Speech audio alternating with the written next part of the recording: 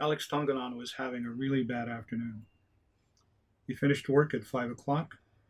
As he left his office, he waved goodbye to the security guard, who waved goodbye to him, and then completely faded out into nothing.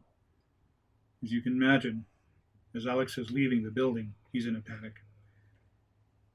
He's leaving the parking lot, gives the ticket to the parking attendant, and as he hands the ticket to the parking attendant, the ticket goes right through the hand of that old lady sitting in the booth. She's a ghost too. Alex speeds out of the parking lot, down the street, and is pulled over by a police officer. In the rearview mirror, he sees the blue lights.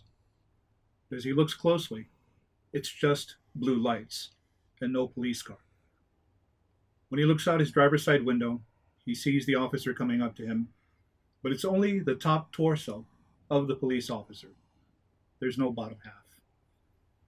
The car is ghostly, and so is the police officer. In a panic, he drives and stops at Wael Zippy's. And as he sits down to give the order to the waitress, he begins to tell her about his experiences after leaving his job. And she says to him, "It's funny you say that.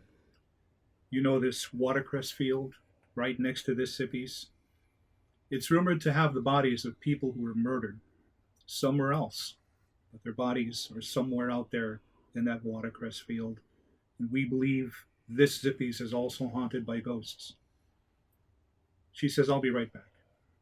She comes back with a glass of water, and she says, "This is how we know if the place is haunted and if there are ghosts sitting at this booth."